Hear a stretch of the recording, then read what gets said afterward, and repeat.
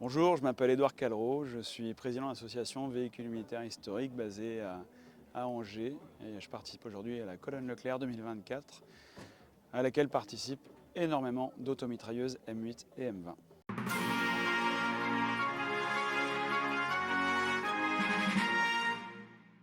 Alors la M8 qui est ici, c'est une automitrailleuse légère américaine conçue en milieu de guerre pour remplacer des véhicules comme le Scout-Car qui était un peu plus archaïque.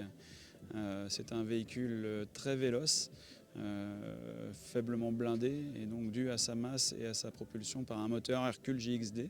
On est sur le même moteur que celui qui équipait le Scout-Car. On a un moteur d'à peu près 110 chevaux, une boîte de vitesse 4 vitesses qui permet d'avoir une vitesse assez impressionnante qui permet à ce véhicule de reconnaissance d'être très mobile et donc une cible plus difficile à atteindre.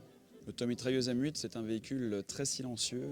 Il est capable d'approcher d'un site pour aller faire une reconnaissance, repérer des positions ennemies, transmettre les positions à la radio.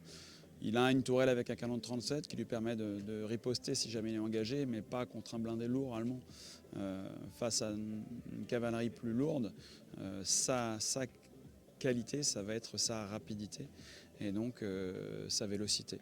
L'automitrailleuse M8 a un défaut qui a joué énormément de tours aux unités américaines à leur arrivée, c'est qu'il est blindé au niveau de toute la cellule vie, sauf sur le plancher. Et donc les équipages qui étaient touchés par des mines étaient systématiquement mis hors d'état de combat. Et donc ils ont perdu beaucoup de troupes à cause de ça, ce qui a incité les Français après-guerre à venir rajouter un surblindage sur le plancher des véhicules. De façon générale, et si on parle des troupes françaises, les Français ont eu énormément d'automitrailleuses M8. Ici, lors de la colonne Leclerc, elles sont représentées avec les spahis marocains qui portent des calots rouges. Beaucoup d'actes de reconnaissance, de pénétration loin dans les lignes ennemies.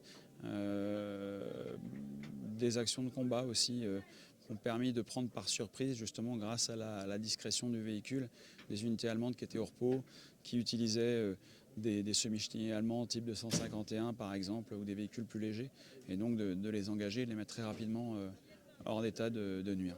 Alors le petit dessin, donc cette automitrailleuse, elle appartient à un ami belge qui participe à la colonne Leclerc et qui nous a aidé à l'organiser.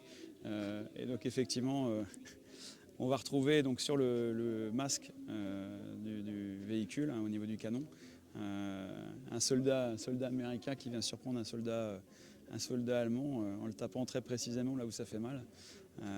On est juste situé au niveau de la lunette de tir du véhicule, c'est l'orifice qui est juste au-dessus. Et donc voilà, là il y a un petit clin d'œil à la position de ce tireur qui va réussir à faire mouche, ou en tout cas à minima via ce cartoon à faire sourire et à amuser les autres équipages.